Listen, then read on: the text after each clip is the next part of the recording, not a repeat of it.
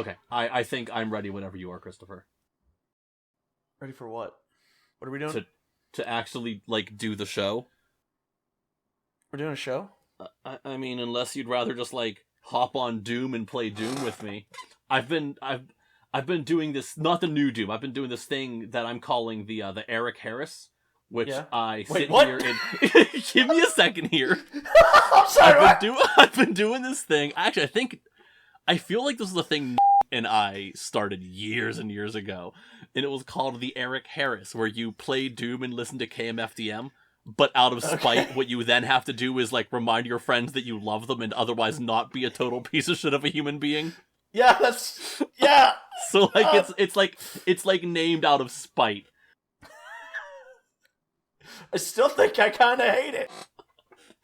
I feel like this is something you can blame probably like 19-year-old me and for, honestly. I feel like this was like a college thing. Yeah, that feels very 2009 of you. Yeah, doesn't it? Yeah. And I think about it anytime I play Doom and listen to K. Because the thing is, like, God, that's such a good mix, though. Yeah. Like, Doom and KMFDM is such a good mix. Yeah, I mean, it's already very... It's it's the Eric Harris. Okay, we're not talking about Eric Harris, and we're not talking about just absolute trash human beings. At least I don't think. Not that we're aware of.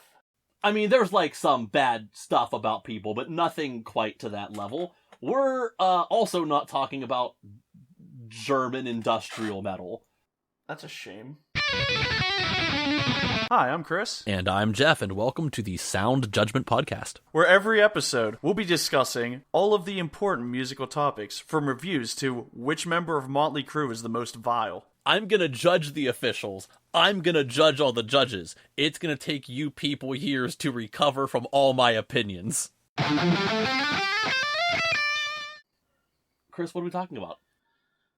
Jeff, we're talking about my new favorite album-oriented rock band of the year 2023. All right, that's great. Okay, so what we have here is... Can I do my rundown about this band? Absolutely. I'm going to interject all the time because that's what I do, but let's do it. That's totally fine. Actually, first off, pre me telling you to listen to them, and I haven't said who they are yet, pre saying, hey, let's do this album, have you listened to them before? Jeff, I have listened to one of their previous albums on your recommendation, and the last time we listened to one of their albums, this is a very bold move because there was a global pandemic. Oh no! Oh, wow, that is the thing that happened, isn't it? That was actually the last album that you recommended to me before we started this podcast, and the ensuing conversations about how you wanted to send me albums are what led to this. Oh my god, you're not wrong, because their 2020 album came out in January. Yeah. Anyway, we're talking about a band called Revolution Saints. I'm going to give my rundown of who these guys are. Now wait, there have been some lineup changes since I last listened to them, though. I'm getting to all of that, actually. Don't worry. Okay. There's a whole spiel here. So, Revolution Saints is a supergroup of basically like 80s like arena rock veterans is what this is. Yes. Originally it was Jack Blades of Night Ranger and Damn Yankees on bass. Oh, that's weird. I have Jack of Blades from Fable in my notes. Really? Yeah. I still never played those games. We're gonna have to start over. Okay. It is Doug Aldrich, most notably of Dio in the early 2000s. He played with Whitesnake from about 2003 to I think 2014. I was gonna say I have a much better note, but I'll get to that when we get to replacements. Okay, yeah. So Dio in the early 2000s, Whitesnake from about 2003 to 2014, and before that he played with a band called Lion in the 80s. Him and lead member Cal Swan from Lion then went and formed a band called Bad Moon Rising in the 90s. Like, he's done a lot. He's been around for quite a while here. I was going to say, Doug Aldrich is one of those guys who gets passed around like a... That's kind of what this whole group is, actually. Because the main guy in Revolution Saints is Dean Castronova, who is the lead vocalist and drummer. Which is a mix we don't see nearly often enough, if you ask me. Yeah. But he is one of those guys who has been on a million records by everybody and their mother, including, but not limited to, Tony McAlpine, Cacophony with Jason Becker and Marty Friedman, Marty Friedman's solo project, Bad English, Hardline, Paul Rogers' solo career, Ozzy Osbourne, Steve Vai, and probably most famously, he was with Journey since the late 90s. Who he is a backing vocalist for as well as drummer, right? And occasionally lead vocalist, yes. Okay. Like, there's a couple songs they'll have him do as lead vocals. And quite frankly, he out Steve Perry's Steve Perry, if you ask me. These days, yeah. I gotta say, man, with, like, the pedigree of this band, as well as, like, their notability as, like, session musicians, I'm surprised they don't just bring in fucking Ray Gillen. Right? But, Music okay, so humor. that... Oh, wait, he's dead. I Never mean, mind. yeah, that's another thing, but it's fine. Okay, I'm glad you figured that on your own. You know Sorry what? to I break it forget to you. sometimes. You know what? Rest in peace, Iron Sheik, Ray Gillen, respect the legend, break his back, make his humble. I hate that you just said that. So anyways, Anyway, more importantly, that was the original lineup for Revolution Saints. yes. This time around, Doug Aldrich of Whitesnake has been replaced with Joe Hoekstra of Whitesnake. Yeah, so there's a lot of inbreeding here, and that's like the big thing to me is so Doug Aldrich was replaced by Joel Hoekstra, which is amazing because Doug left Whitesnake in 2014, and Joel Hoekstra was the replacement. Yes. So then Doug leaves Revolution Saints, and Joel Hoekstra was the replacement. So Yes. Joel has also played, just to give his backside here. His backside? That was a bad phrase. His backstory is what I was trying to say. I don't know anything about Joel's backside. I've seen it. Because I've seen Joel live in multiple occasions. There we go. Anyway, Joel has played with Night Ranger, along with Jack Blades. Funny that, again, Blades left Revolution Saints. He has played with Jeff Scott Soto, the Trans-Siberian Orchestra, and he is on the Rock of Ages original Broadway cast recording, which is just kind of a fun thing. Jack Blades, again, bass player, left and was replaced by Jeff Pilson, who has been in, and again, this could be one of those lists that goes on for forever. He played with Dio in the 90s, Dawkins from 84 to, I think, 2000, and he has been playing with Foreigner since the mid-2000s, are probably the most notable ones. And also, he voiced Johnny Cage in Mortal Kombat. Did he really? Is that a thing? Yeah, the 2011 remake. Oh, that's hysterical. Oh, that's awesome. I did not know that. That's what I'm here for. So what Revolution Saints is, like I said, it's a power trio. It is a It's a supergroup. It is a supergroup power trio.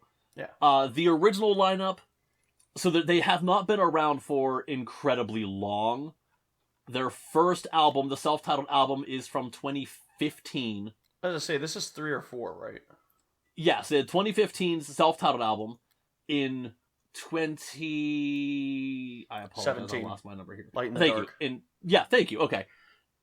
And another album in 2017, an album in 2020, which, apparently I mentioned we should listen to 2020's Rise when we first decided to start doing a podcast a few years ago, and then What was before that? It inspired the podcast. Yeah, that's what I mean. Apparently, and we never did it, did we? Well, no, that's the thing, is that it wasn't... We weren't talking about it, and you showed me this album, and I messaged you about it, and you were like, yeah, I want us to listen to more music. And I was like, well, if I'm going to do that, I'm going to record the shit. Oh, that's right. I guess the idea really was just, I wanted to just, listen to new albums and just, and discuss it over Discord. And I was like, well, then I might as well record it and edit it. We've already been talking about doing a podcast for a while.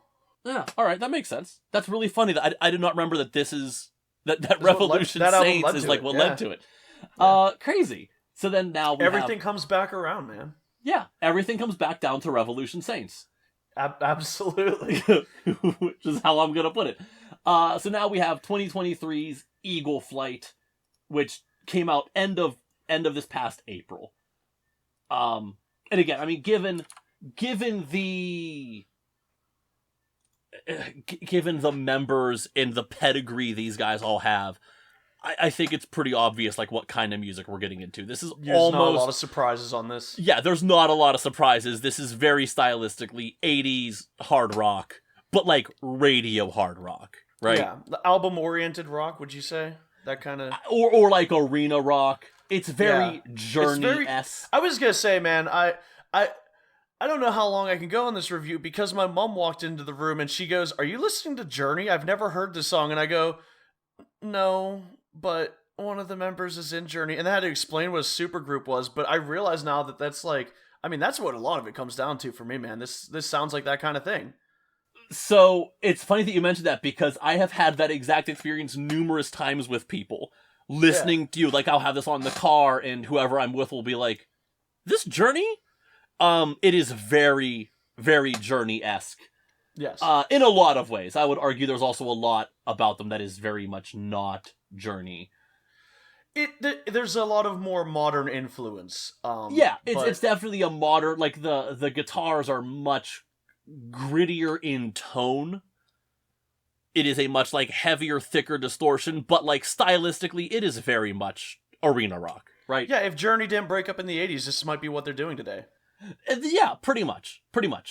Because unlike That's a some joke, other... Journey's still together. They're together, but does anyone care? Like, does anyone care outside of, like, you go to see Journey because you want to go see, like, the hits? Let's go review the new Nobody I have ever talked to gives even the slightest damn about Journey's new music. Despite the fact that isn't, I'm drawing a blank on his name. Who's the current singer? Arnell. The Filipino man, Arnell something. Hasn't he literally been with Journey longer than Steve Perry was? I think so, yeah. Didn't he break that record by this point? Yeah, I think so. Journey was better before Steve Perry anyway. That's fine. Having said that, I mean, I think they put out just 2 albums with him, maybe. Yeah, but again, like they're a karaoke band by this point, man. Like it's more of a what's the phrase? Legacy act, I think is the best phrase for it, right? It. Yeah, they're a legacy act, which is totally fine, but they're not. No one cares about New Journey. So, anyways, this is our review of Freedom, the 2022 album by Journey. I have not listened to it. Yeah, but neither has anyone else, so we can say whatever we want. I can't believe they tried jazz. Speaking of no one listening to it, so here, a thing I periodically do, especially with albums that I have already really dug into and I know my thoughts and opinions, I love to read other people's reviews, right? If I'm going to review music, I want to see how other people review. I also love to watch people review. I love watching YouTube reviews. I could only find like 4 people's reviews on Eagle Flight by Revolution Saints, and 2 of them are men in their 50s just sitting in their car talking about this album. Apparently no one listens to this either, as far as I can tell. Jeff. What?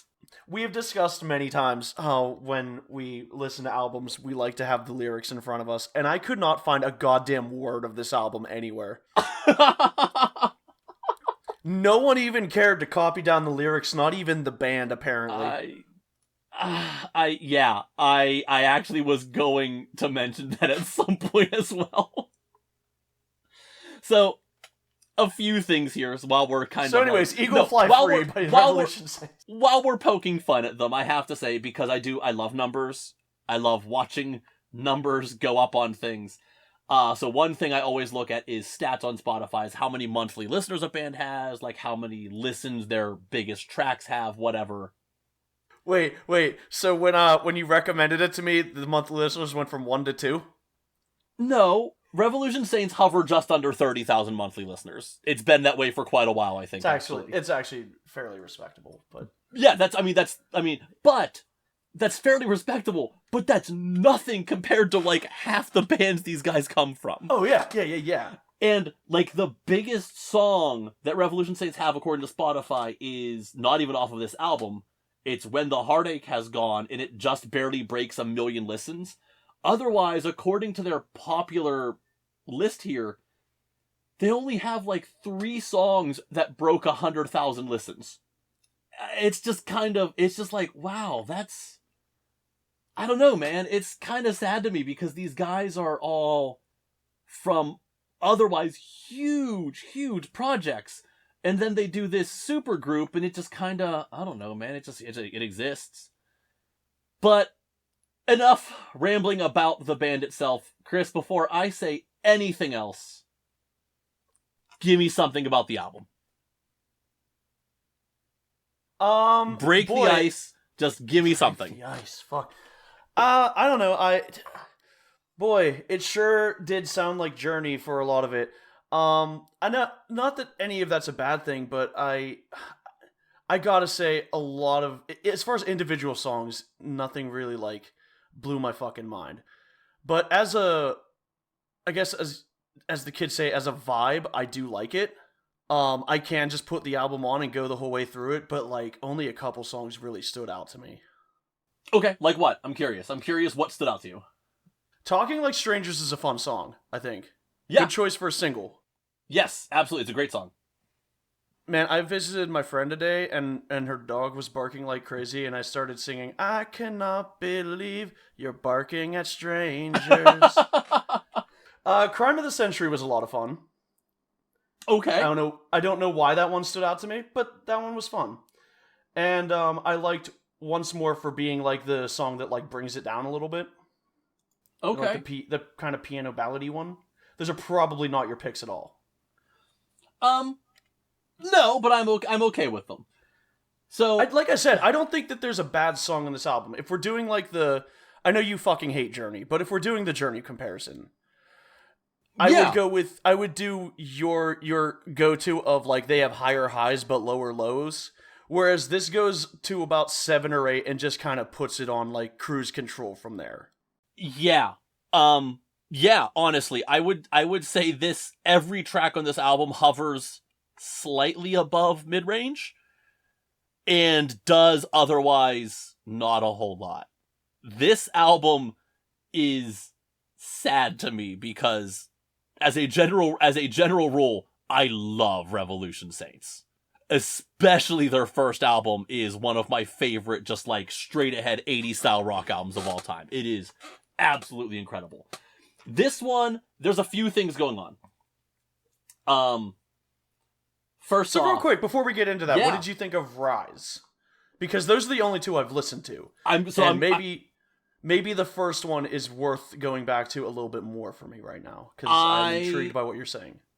Okay, so I'm actually going to get to that in a second here, because I have a train of thought that I want to ride for a second, right? Okay, I'm going to stand back and let you drive your train. Driving your train high on cocaine, let's go. So, a few things here. I have seen most members of this band in other contexts.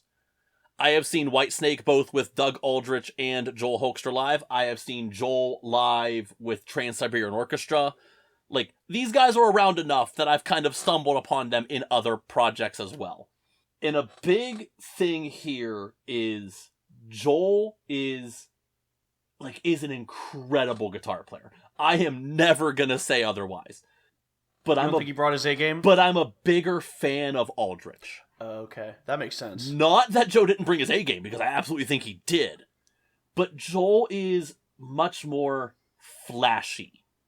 Yeah. So, Doug Aldrich era Whitesnake was really cool because you have two guitar players who are both rhythm and lead guitar players. You have Doug Aldrich and Reb Beach. Doug Aldrich is like an old soul. He has the 80s shredder technique, but he has like the vibe of the 70s blues rock guys. Right? He's like he's like if Jimmy Page were the shredder that some people like to pretend he is. I love Jimmy Page, but Jimmy Page is a very loose and gritty blues guy. Doug has the technique down. And then Reb Beach is this super flashy showman. And together, they made probably the coolest Whitesnake, like, duo possible. Joel and Whitesnake is a lot more like having a second Reb Beach. Which is cool, it's flashy, it's fun, but it's very samey. And it's also it's almost too expected now. Like, I feel like Joel was the more modern, this is what you expect out of a modern rock player kind of thing. He doesn't have the same stylistic range. No. Well, he doesn't have the same style. And I think that's one of my big issues with this album, is that it's just not for me anymore. And that's not necessarily like a bad thing. I'm not saying this is a bad album, because it's not. I think it's a really good album, ultimately. Like, I really do think this is still a very good album. It's just not what I wanted from Revolution Saints. So, on my first listen, I get to track 5, which is the track I'll Cry For You. And that's when I really started to feel like there's too much going on. I understand layering things in the studio, like, I get it, and especially because it's a 3-piece band, you know. They're gonna add some layers and whatnot. But at the same time, part of the appeal to me of a power trio is that they sound like a power trio. Yeah. I like the sound of, like, oh, this is just 3 guys doing, like, as much as they can. But more and more, Revolution to use pretentious phrases, would you say they're, like, not giving the songs room to breathe? Yeah, if that's the way you want to put it, yeah. So, more and more Revolution Saints is feeling like... It's feeling less like a power trio, because there's just so many more layers. There's so much more going on. Yeah. And they've always done it to an extent. Like, I listened to their first self-titled album, and, like, yeah, there's a lot of layers. There's a lot of stuff going on. In a live setting without any backing tracks, it's not going to sound the same as the studio. But I can listen to that first album, and I have a very solid idea of what a live performance of those songs would sound like. Without any backing tracks, you can hear, oh, this is the main motive right here. This is what's going on. This is what he would be playing. The rest of the stuff is filler for an album. Starting with Rise, and much, much more so in this album, there is so much more studio work happening, right, that if they were to perform as a 3-piece, I genuinely do not know, especially Joel, I don't know what all he'd be playing half the time. Like, there's so much guitar going on that it's obviously more than just one guitar track. I don't know what he would be playing in a live setting without a backing track. Do they tour? Or are they a studio band? I think they're pretty much a studio band. I don't think I've ever actually seen... Let me look real quick. I don't think I've ever really seen much about them touring. I'm sure they do. Some bands just choose to be studio bands. Yeah. But especially when it's a supergroup and these guys have, like, other commitments. Yeah. Could be I very believe hard. they have toured, but I don't think it's something they really do a ton. Like, I've never really seen much of it. Well, I mean, judging by the numbers, they might be playing live every night and no one knows. That's also very possible, I suppose. But yeah, so I kind of heard, again, because what you've listened to is this album and Rise, I think you have missed out on what made me love this band. Okay. Because they used to sound like a small, tight band, and now they sound much more like a large conglomerate of people. There's so many, like, non-existent members present in the recording. And it's just not... Man, it sucks when your studio is haunted, but it's great when the ghost can pick up an instrument. What am I supposed to say to that? Like, what do you want me to do with this piece of information here? I want you to take that piece of information and think about the fact that if they can get the exorcism right, maybe Ray Gillen can join. No, see, what I wanted to do, but I couldn't quite put together how to do it, was I wanted to make a Savatage reference. You know, and the lights turned them off, my friend, and the ghost just let them in, right? But I couldn't think of how to put the piece. The pieces are there. I couldn't put it together. That's story of but my yeah, life. Either way. So, like, yeah, okay, so I did look. I found a couple live videos, go figure, all from 2017. So I don't think they're heavy on touring. Yeah. Regardless. Well, and 2017 would have been the second album where you're saying they still sound like a they still sounded... So they might... Maybe they've just decided that now they're going in the studio direction and they can do whatever they want with it because they don't have to, back it up by playing it live. Yeah, and again, I mean, they're all in other projects, whatever. They're all in obviously bigger projects. I'm certainly not holding that against them. But I am going to say that this is the weakest album they've put out so far. Yeah, and I mean, I can't think of any reason that they wouldn't go on tour between 2020 and now. Yeah, oh yeah, absolutely not. I mean, in fact, that was prime. That was absolutely prime touring season, man. I don't know what you're talking about. But okay, so I actually have a question for you, but I don't want to stray too far off of the album unless you have something else you really want to add. My thoughts on the album are actually pretty simple. Okay.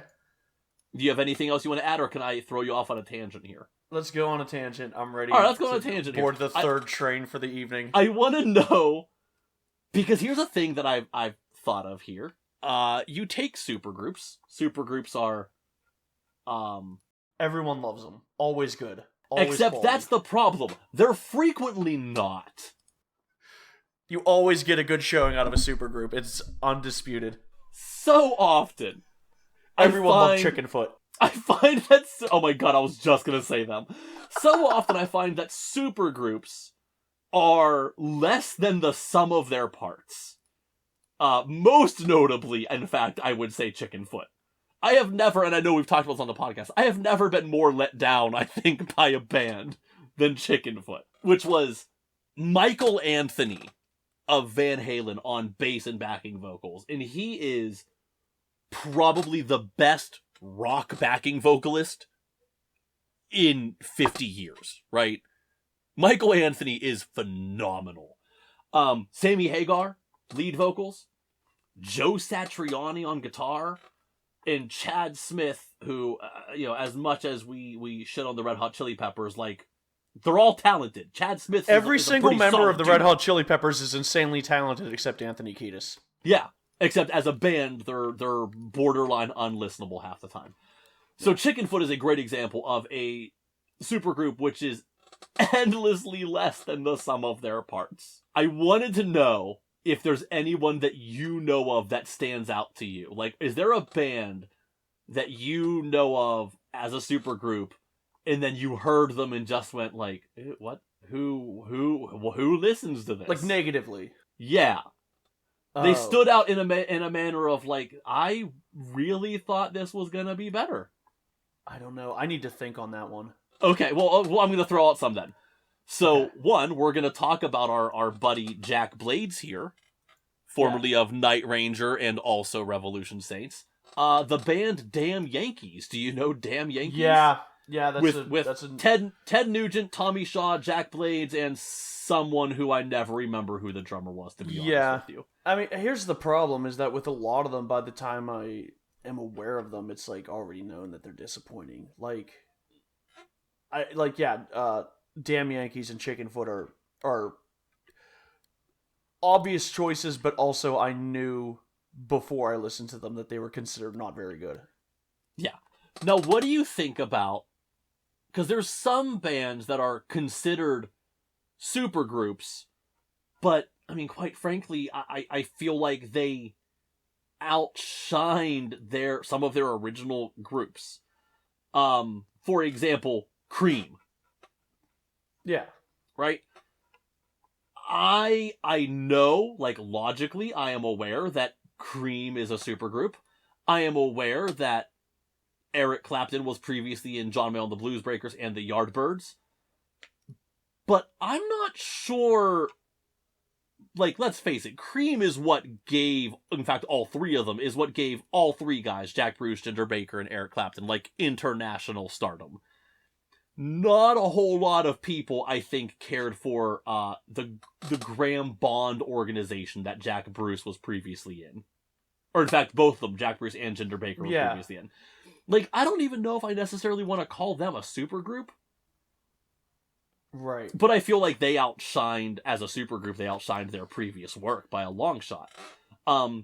Same thing with Led Zeppelin, or, they were originally called the New Yardbirds because originally Jimmy Page was from the Yardbirds and split off and formed a new group. Robert Plant and John Bonham were in a band called Band of Joy, who I literally only know because of Led Zeppelin and going back and digging into them. I do not know if John Paul Jones did anything previously, to be honest with you. Or how about, like, Temple of the Dog?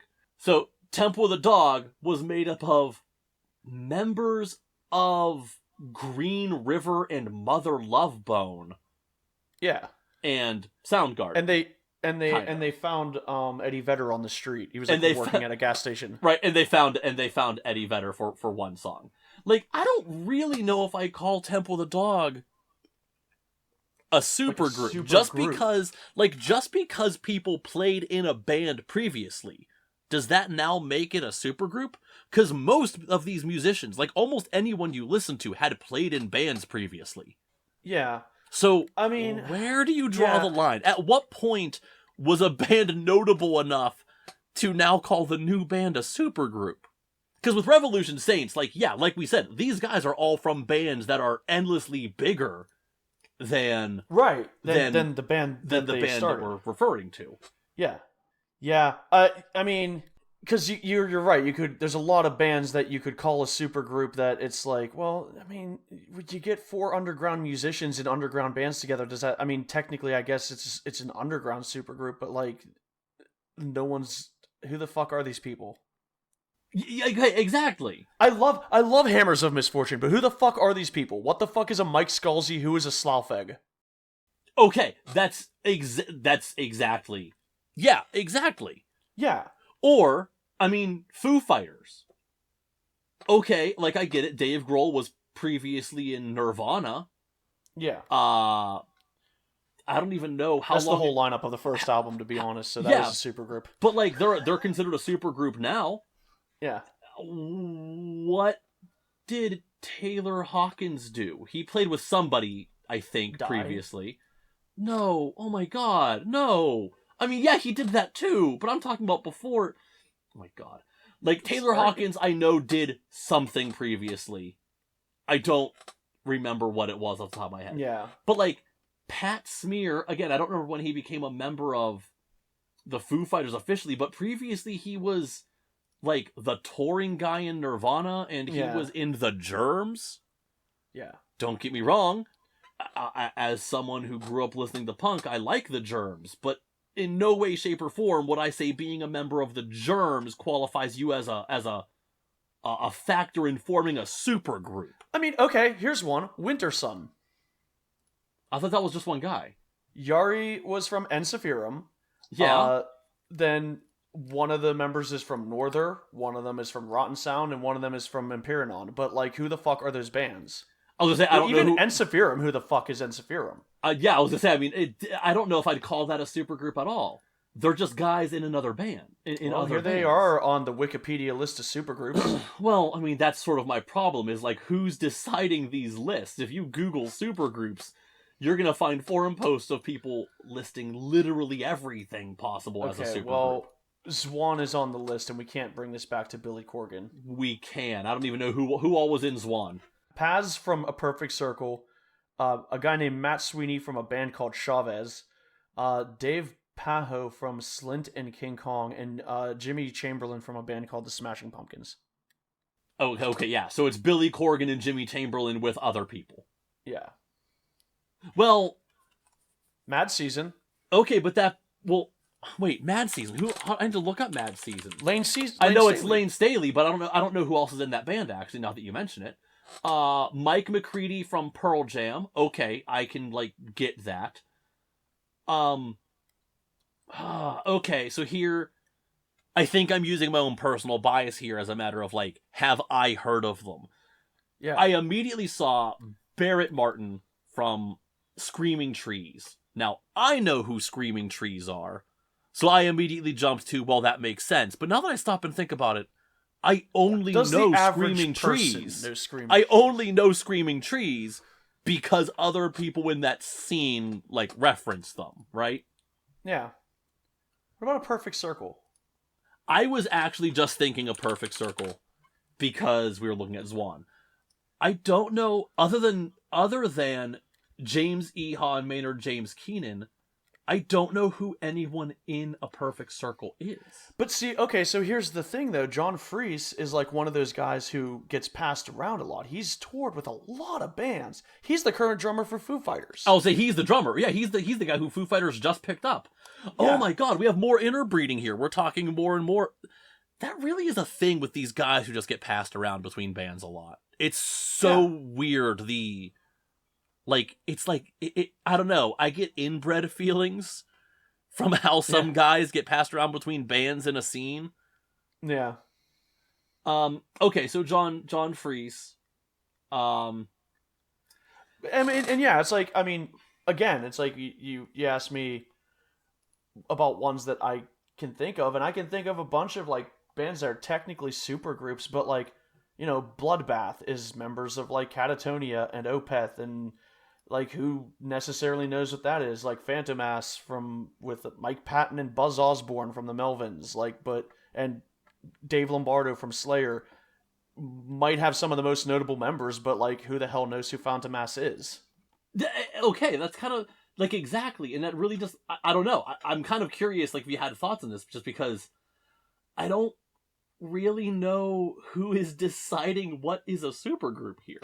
Like, is Alter Bridge a supergroup because it's one dude from one band and three dudes from another band? See, I don't think of that as a supergroup.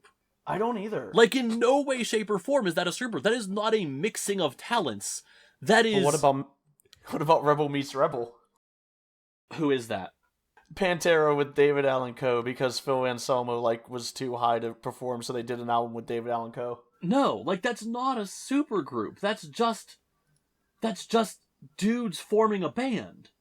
So what we've learned here is that supergroups don't actually exist. No, they really don't, especially at least in how people define it. Like here, I'm looking at this same list now, and I'm finding Robert Plant and Alison Krauss listed as a supergroup. That's not a group. That's just two people doing music.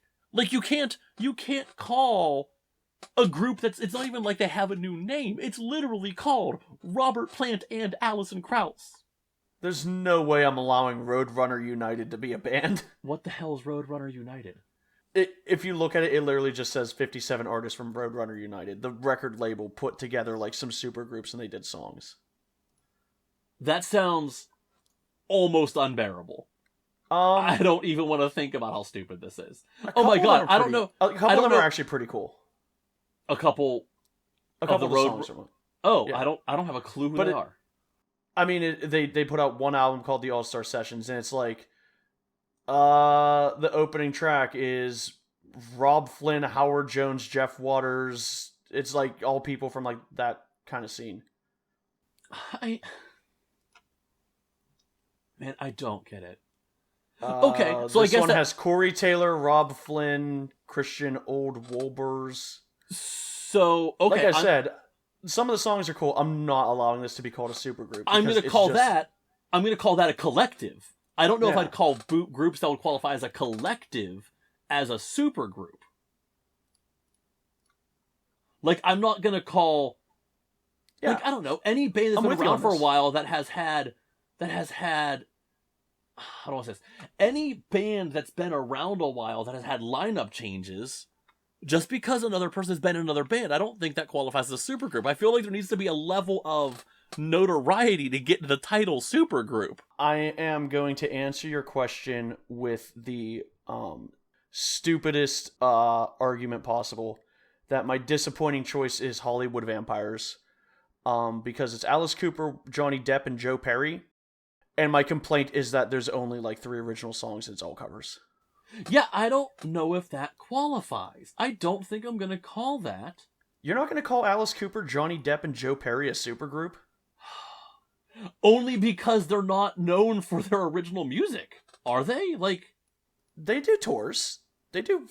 They seem to do fairly well on their tours. Okay, now, granted, I think that might just be Alice Cooper and Johnny Depp bringing people in, but like... Yeah, I mean, they do tours, but what the hell have they done? I thought like they were 2 just albums? like a... Really? Yeah, I think... actually, I can't even... I think the second one is more original material, because the first album is all covers. Oh, see, I genuinely thought they were just like a goofy cover band for a bunch of dudes who were bored. No, the second album, they actually, like... I mean, they... Okay, so the second album is 13 tracks of original material and 3 covers. Okay, that's genuinely more than I thought. I actually very seriously thought they were just like a classic rock cover group, because it's a bunch of dudes who could retire 20 years ago just screwing around. I actually was not aware that they've done as much as they have, apparently. I know they get passed around periodically, They get passed around periodically in forums with videos of Johnny Depp playing guitar solos, and it's sort of like this on and off argument of like, is he bad because he's not actually impressive, or is he good because he's better than you'd expect? Does that make sense? Yeah. Like, on one hand, you have a bunch of people who, like, fan over him and think his playing is amazing, and then you always have the elite people coming in and be like, well, no, it's not really that good, nothing exciting and new. But it's just like, I don't know, I'm surprised the man's even competent at playing guitar. He's actually pretty damn decent. Like, I'm not mad about it. I think it's kind of cool, to be honest with you. That's kind of being petty. I mean, you don't it's being necessarily have to be extremely exciting petty and fucking new to play music. I know, but the problem is that the videos always get passed around as like, Johnny Depp, incredible guitar solo. Okay. But it's like, no, just call it what That's it is. not his Like, fault, no, it's not. It has nothing to do with him. It's just the fact that, like, you can't just be like, yeah, he's pretty good. You know? I'm stuck on throwing a flag on the play for Probot. That is not a supergroup. That is Dave Grohl playing all the instruments and getting guest singers on every song. That is, yeah, okay, agreed. So hold on, is Iommi in this list? Not the person, like the project. No, see, it is not. I feel like if you're going to include Probot, you need to include Tony Iommi's solo albums, where he has people sing on different albums or on different tracks. Is this legal? Unnamed supergroup. No, Chris, how about this? Is this legal? Scars on Broadway, aka two guys from System of a Down forming a new group. That is not a supergroup. That is two dudes forming a side project. That is genuinely insulting. It really is. So I guess here's the real thing, right? Here's how this actually is going to work.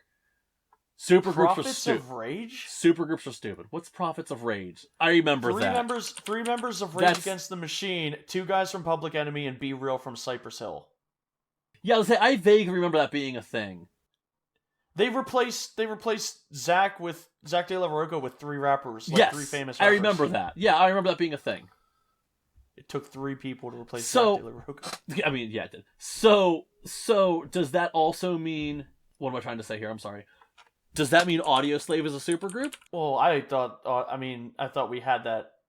I don't consider them, but I thought that we've been calling them that for a long time. I think we have been. I was making sure they were on this page, because they're literally the same three guys.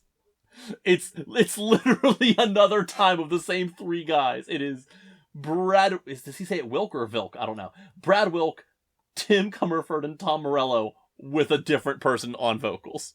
So anyways, we can agree best supergroup, Velvet Revolver. Like, are you trying to upset me? I just want to see if I can make you have a stroke. Are you trying? You're getting there. God, Velvet Revolver. Okay, hold on. Let me look, though, because if I remember correctly, at least I feel like they qualify, though. Oh, they qualify. Like, these are legitimately, Stone Temple Pilots, Guns N' Roses, and Wasted Youth. Like, alright, I'm gonna give that, give credit where it's due. I think Velvet Revolver at least qualifies. They also were, like, pretty successful in their own right. Did you like any of their songs? I mean, there's a couple songs that are alright. I don't like their songs better than Chicken Foot and Damn Yankees? Best supergroup, Velvet Revolver. They did it. Top guys. So I guess that's kind of okay. No. Well, oh my god. I guess it depends on how we're defining supergroup. God, I'm really stuck here because I keep thinking of podcast bands. Over. Jeff has to have an existential crisis. I am having a crisis right now. I keep thinking of bands that people call a supergroup that I like more, but then I stop and think, just like, oh my god, 5 minutes ago I said they're not passing my own test. Like, Audioslave does not qualify. At least I think I would not call that a supergroup. But they're one of my favorites. Cream is one of my favorite bands of all time, but I don't really want to call them a supergroup because no one gives a shit about most of the things they did beforehand. At most, people care about the Yardbirds and John Mayall and the Bluesbreakers, but they didn't care back in 1966. Nobody cared about those bands in 1966. Those bands were all irrelevant. Those bands are popular because they bred other bands that became more popular. As you're going on this, tweaking rant right now, I'm imagining you have like in front of you like one of those things full of phone numbers from before cell phones, and you're just like flicking through it, desperately trying to find a name that you like better than Velvet Revolver. My Rolodex. Yeah, your Rolodex. You're just desperately flipping through a Rolodex, like I gotta like something better than Velvet Revolver. Northern Kings? Is that a supergroup? No, but you know what is, and this might be my answer here. Hell yeah. It's hell yeah. No, it's Crosby, Stills, Nash, and Young. Okay. The Byrds, Buffalo Springfield, and the Hollies, and then Neil Young with Solo Project, Crazy Horse, Buffalo. I will absolutely say that qualifies as a supergroup. Yeah, no, they were hugely successful in their own right. They were all in previously successful groups. This one is causing my eye to twitch. I'm genuinely twitching right now. What? Heaven and Hell. Featuring Ronnie James Dio of Black Sabbath, Geezer Butler of Black Sabbath, Tony Iommi of Black Sabbath, and Vinny Appice of Black Sabbath. It's the fucking Mob Rules lineup of Black Sabbath, and they changed their name for legal reasons because of Ozzy Osbourne. That's not a supergroup. That's a changed name. That is a changed name that is completely under... Fuck you. Fuck you, Wikipedia. That does not qualify as a supergroup. That is almost insulting. Chris, can we inception this thing for a second here? I think we're both angry enough. Yeah, let's go. I want to dig a little deeper here. Okay. Journey. Yes. Journey is a supergroup. Is a supergroup. And yeah, I'm going to agree with that because Journey, in their original form, was members of Santana's band and the Steve Miller Band, and I don't recall other ones, but I know it was at least guys from those two bands who went and formed a new group. Hold on. I need to look. Yeah, maybe I can throw in a challenge flag here. Well, no. So I'm just now digging this. Like, all right. So if Journey was a supergroup, okay, right? Journey was a supergroup, and Dean Castronovo is in Journey, and then he formed another supergroup. Does that let him grandfather in the title of supergroup, even though he wasn't part of Journey that originally made Journey a supergroup? Because when Journey formed, I will say that I think that qualifies as supergroup. Let me get the red string. Hold on. The red string? Yeah, like when you got it all over the wall when you're using the red string to make lines. Like from one thing to another, conspiracy theory red string thing. Well, Chris, while you're struggling with that, I want you to know that Spotify just sent me a notification. The Smashing Pumpkins playlist for you. We put all the best songs all in one place. Oh. Well, I'm assuming it's a Smashing Pumpkins playlist. Oh, it sure is. Thank you for taking the Smashing Pumpkins greatest hits and putting it on a different playlist. Of not listening to that. All right. Anyway, did you find your red tape? What am I trying to say? No. I was gonna try to throw in a challenge flag because I was like, didn't they all form Journey from the same band? But they didn't. I thought they were all in Santana. No. Like, I know they played for different things, but I thought they all, left Santana. I thought it was, one of those things where, the band went solo. You know what I mean? No. It partially did. It's at least a couple guys. I know it was at least Greg Rowley and Neil Schon. Sean? I think it's Sean. But I also know there's at least here, I'm looking it up. It's Ross Valerie of the Steve Miller Band. There's also George Tickner of the Frumious Bandersnatch and Prairie Prince from the Tubes. I think that's irrelevant. You have two guys from Santana, one guy from the Steve Miller Band. Those are all notable. And then two other guys who were in bands previously. I think Journey, its original incarnation, I think qualified as a supergroup. Fair. I hate supergroups. And then I think that allows... Now I'm just being an asshole. Then that allows Dean Castronovo to carry over the title from supergroup, from Journey, into Revolution Saints, even though he had nothing to do with Journey back then. That's my argument. I don't even believe my own argument, but I'm going with it. Anyways, I'm giving this album 7 supergroups out of 10. Which 7? No, okay, so back on point. Revolution Saints, honestly, if we were talking about the self-titled album, that is genuinely a 5 out of 5 album to me. And I would say their second album, Light in the Dark, is like a 4 out of 5. They have fallen off the wagon a little bit. I'm still going to give Eagle Flight a 3 out of 5. It is above average. It is a good time to just put on and let it play. But there's really not a whole lot that stands out directly. There's a couple tracks I like more than others. I had no problem. I had no problem like 3 or 4 times putting this album on and letting it, go. But there's only a couple. Well, there's like 2 songs I could plan to come back to without like just deciding I'm going to put on this album. But now I am going to check out that first album. You need to. It's very, very good. So that's what we learned. That, and we dug into supergroups again, which I know we have talked about before. And I think I have to agree. I hate supergroups as a general rule. This made me hate them. I've always hated supergroups. I've hated supergroups for a long time because I think it's just it's a title that means nothing. Chris, there was a band called BLT. Bacon, lettuce, and tomato are the 3 things that really make a super sandwich. That's a supergroup sandwich. It was. The tomato is a star. The bacon is a superstar. Everyone knows lettuce. Everyone loves bread. That's a great band. Chris, have you seen the LGBTQ sandwich? It's like a BLT. It's bacon, lettuce, tomato, guacamole, and queso. Oh, queso. Guacamole and queso. Just we needed something to add the Q. You get to add your own ingredients after that because of the plus. Yeah, exactly. Yeah. Or the plus means you have it on an everything bagel. The plus is for everything. It means you can put whatever you want on it because it's inclusive. Now you're just throwing words around. Well, Jeff. Now you're just trying to trigger people.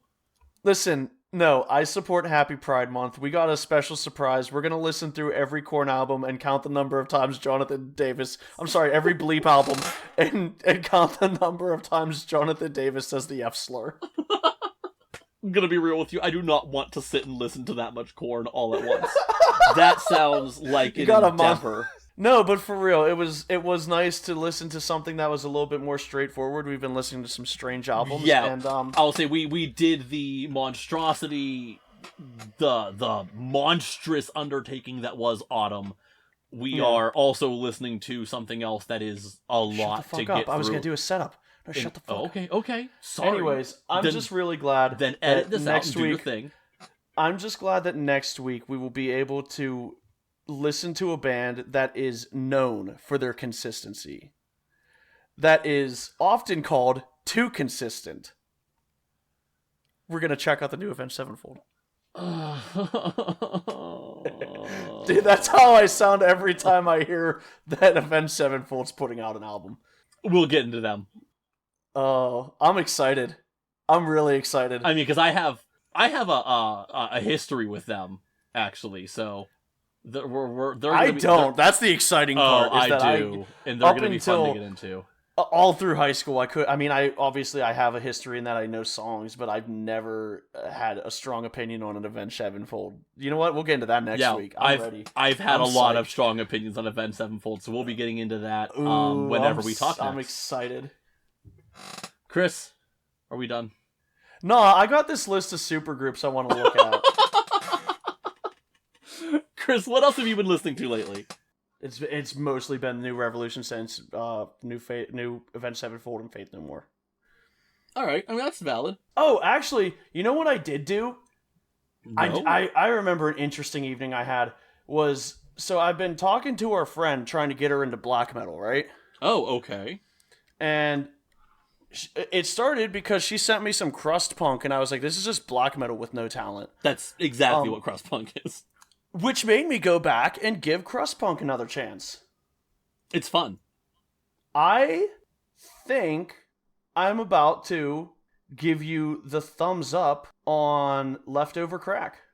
Oh my god, they're so fun. After all of these years of hating Leftover Crack, I think I finally get it. They're so fun. It wasn't my thing when I was in high school when it came out. Oh no, they're so good. They're so fun. So there, you got that out of me. You got a Yeah. thumbs up on Leftover Crack. Very nice. Yes. Oh, that's awesome. That's your W for the week. Okay. Hey, I'll take it. That Okay. is fantastic. All right. So, I've been up to here. First off, I feel so bad. I never noticed this album existing, or if I did, I had forgotten about it. There's a Bob Marley live at the Stanley Theater in Pittsburgh. The Stanley Theater is now known as the Benedum. This album came out like more than 10 years ago. It's recorded in 1980. It's been out since like 2011. I think there was bootlegs of it before that. Oh, probably. I don't know if I've ever sat and listened to it, but I just ran into this the other day, and I've been listening to that a lot, especially at work, and that's been a really good time. Sometimes I forget just how fun it is to put that on and let it go. I'm gonna have to check it out because I think I knew that existed. I feel like it's one of those things where it's like I had heard that there was like this incredible Pittsburgh show of Bob Marley. You know what I mean? So I actually stumbled Like there's upon one it. of the Doors, I believe, right? Yes. There's like one from Pittsburgh that's by the Doors that's considered like incredible, and Yes. I knew that there was one of Bob Marley. So But I don't think I've ever sat and listened to it. I actually stumbled upon it via a comment. I forget how I ended up on a Bob Marley live video, and it was of the song The Heathen, I think. And one of the top comments was something along the lines of like, "This is too slow. Ever since I heard that awesome recording from Pittsburgh, I can't listen to this song any other way." And Yeah. I love the song. So I'm just like, all right, like, let's go check this out. And next thing I know, it's just like right in front of me. It's on Spotify. I had no idea. It's a good album.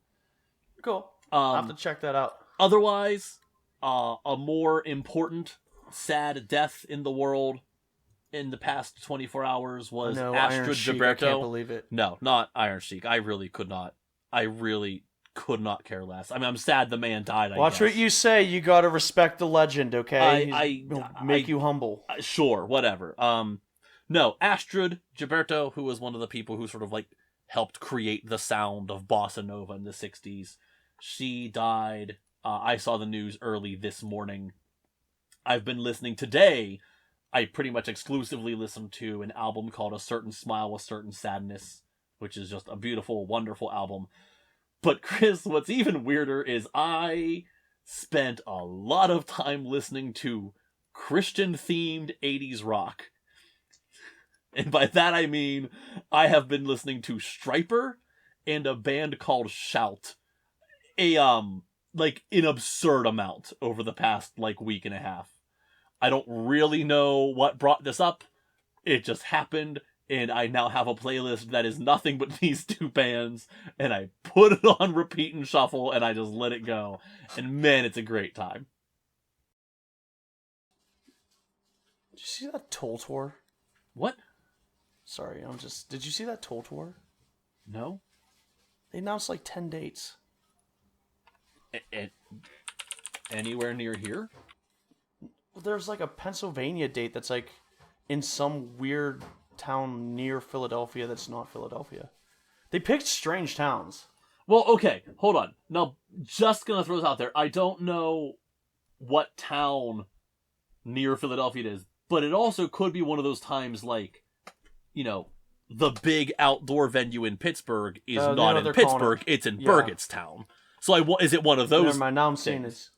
Yeah, now I'm seeing on their site that it's listed as Philadelphia. I thought it was like one of those like weird like an hour from Philadelphia places. Oh, okay. Anyway.